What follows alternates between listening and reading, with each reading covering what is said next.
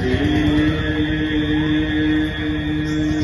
सद्गुरुदेव नमः। श्री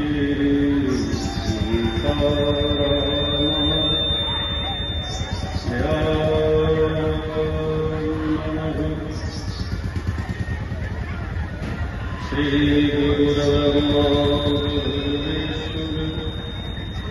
गुरुर्देवो महेश्वरः गुरुः साक्षात् परं ब्रह्म तस्मै श्री गुरुवे नमः। अखण्डमण्डलाकारं व्याप्तं येन चराचरं तत्पदं दर्शितं येन तस्मै श्रीगुरुवे नमः। लोकाभिरामं गणरङ्गधीरं राजीवनेत्रं रघुवंशनाथम् आरोण्यं रूपं करुणाकरं श्रीरामचन्द्रं शरणं प्रपद्ये। मनोजवं मारुततुल्यवेगं जितेन्द्रियं बोधिमतां वरिष्ठं वातात्मजं बालयजोमुख्यं श्रीरामदूतं शरणं प्रपद्ये। श्रीरामदूतं शरणं प्रपद्ये। परम श्रद्धेय परम पूज्य चरण प्रातः स्मरणीय परम वंदनीय भूषंत सेवी परमहंस परम परिव्राजक पूज्य चरण श्री सद्गुरुदेव भगवान जी श्री बघी सरकार जी साकेतवासी पूज्य गुरु भ्राता श्री रामाज्ञादास जी महाराज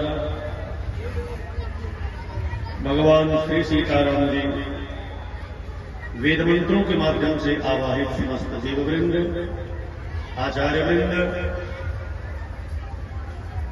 यहाँ मंच पर उपस्थित सुप्रतिष्ठित विद्वान भी और कथा कार्य भी हमारे श्री लक्ष्मी ठाकुर जी उनके सुपुत्र जो कथा सुना रहे हैं संभवतः समुपस्थित यहाँ के सम्मानित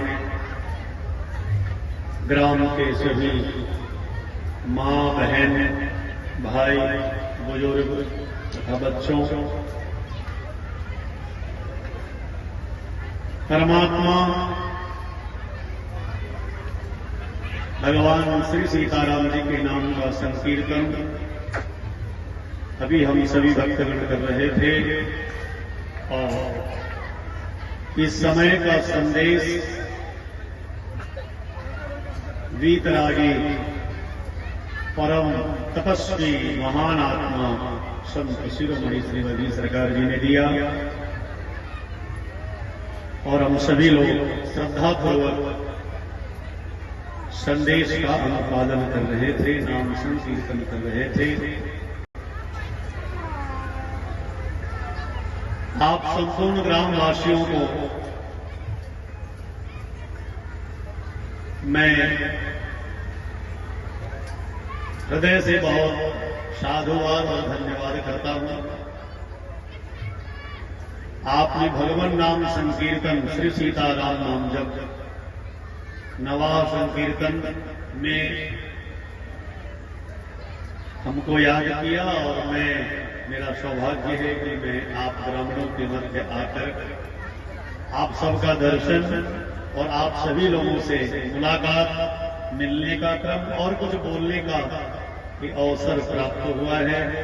इसीलिए आप सभी को बहुत बहुत साधुवाद और धन्यवाद मैं ज्ञापित करता हूं। आप सभी लोगों की हार्दिक श्रद्धा, हृदय का विश्वास, आपका समर्पण, आपका प्रेम स्वाभाविक रूप से दिख रहा है। और भक्त का जब ऐसा भाव दिखता है तो शास्त्र ने जिन परम तात्विक भावनाओं का वर्णन किया है, शास्त्रों में महापुरुषों ने जिन परम तात्विक भावनाओं का वर्णन किया है शास्त्रों में, सहज ही घटित होते हुए दिखता है। तो आज हमें बड़ा अच्छा लग रहा है कि नाम संकीर्तन नवाह चल रहा है और इस नवाह नाम संकीर्तन में हम भी कुछ क्षण के लिए, कुछ देर के लिए आपके मध्य उपस्थित हुए हैं। ये मेरा भी सौभाग्य है। कुछ कहने आया हूं और आपको कुछ सुनाने के लिए आया हूं। आप कथा श्रवण कर रहे हैं और सबसे महत्वपूर्ण बात यह है कि आप लोग भक्त हैं और भक्त के हृदय में जो जिज्ञासा रहती है वो भगवान की कथा, भगवान का उपदेश, भगवान के संबंध में कोई भगवत चर्चा, भगवान के संबंध में कोई ऐसा विचार जो जीवन में किसी मोड़ पे आपको भगवान की तरफ चलने की प्रेरणा दे दे, तो इस प्रकार से जिज्ञासु बने रहते हैं। भगवती गीता कहती है, आर्तो जिज्ञासुधार्थी ज्ञानी च भरतर्षभ। तुलसी बाबा ने इसी को कहा, राम भगत जग चारि प्रकारा, सुकृत चारि अनघ उदारा, चहु चतुर, चारों को चतुर कहा। और उन चारों में प्रभु ने कहा ज्ञानी प्रभु ही विशेष प्यारा। तुलसी बाबा ने कहा ज्ञानी भगवान को अत्यंत प्रिय है।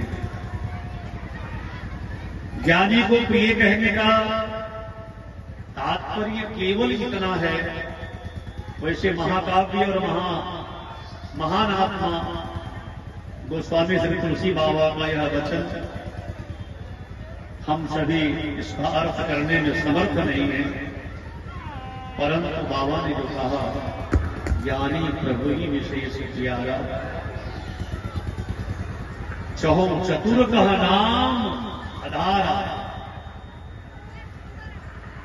परंतु ज्ञानी के लिए कहा, ज्ञानी क्यों कहा? क्योंकि ज्ञानी जब नाम जप करता है, ज्ञानी जब भगवान नाम के प्रति अपने निष्ठा को समर्पित करता है, वो ज्ञानी पुरुष जब नाम साधना के प्रति अपनी जिज्ञासा और अपनी धारणा को व्यक्त करता है, नाम साधना के प्रति कोई ज्ञानवान व्यक्ति जब उपदेश करता है और ज्ञान के माध्यम से उस रास्ते पर जब किसी को लाता है, तो वो बहुत मजबूती के साथ व्यक्ति आगे बढ़ता है, कमजोरी के साथ नहीं।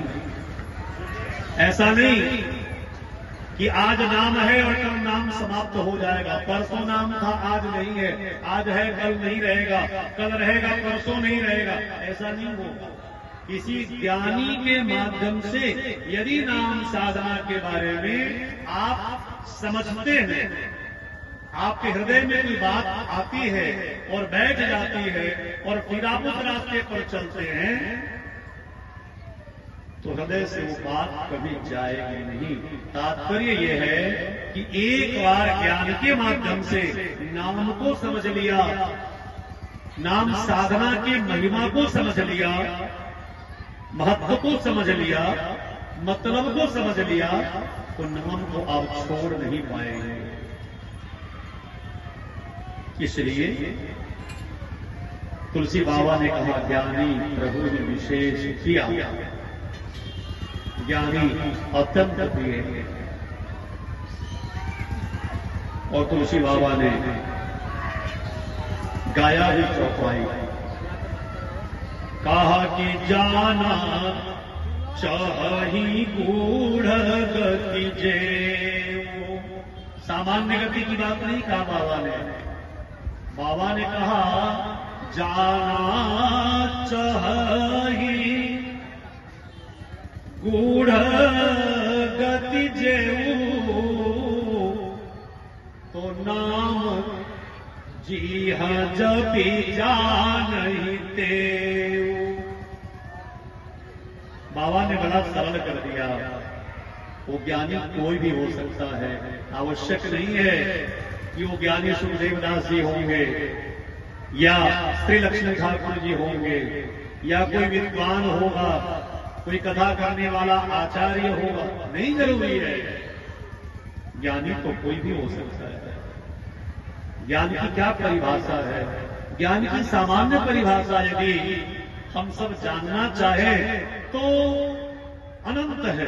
कोई एक दो परिभाषा से ज्ञान की परिभाषा की आकांक्षा को नहीं पूरा किया जा सकता, परंतु ज्ञान वह वस्तु है, ज्ञान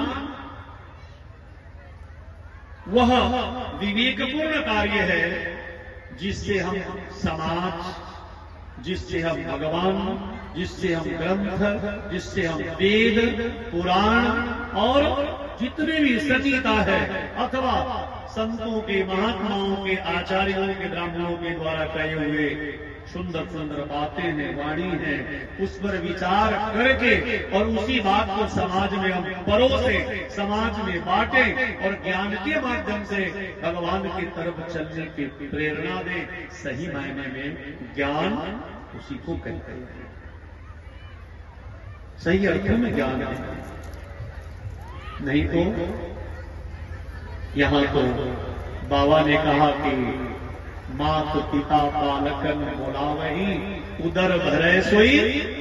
बाबा ने ज्ञान नहीं कहा, उदर भरे सोई ज्ञान सिखावही नहीं कहा। सुन लीजिए, बाबा ने कहा रामचरितमानस में मात पिता बालकन बोलावही, उदर भरे सोई कर्म बतावही सिखावही।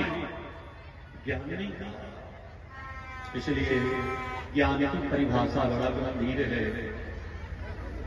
ज्ञान वह शब्द है, ज्ञान वह ऊर्जा है, ज्ञान वह शक्ति है, ज्ञान वह अवधारणा है, ज्ञान वह विचार है, ज्ञान वह दर्शन है कि एक बार हृदय में उतर जाए तो हृदय प्रकाशित हो उठता है, मन मस्तिष्क रोम रोम प्रकाशित हो जाता है और भगवान ईश्वर के संबंध में, ब्रह्म के संबंध में हम हृदय से समझने लग जाते हैं कि भगवान कौन है, कैसे हैं, भगवान कैसे चलते हैं, कैसे बोलते हैं, कैसे रहते हैं। क्या भगवान को हम जान सकते हैं? क्या भगवान का दर्शन कर सकते हैं?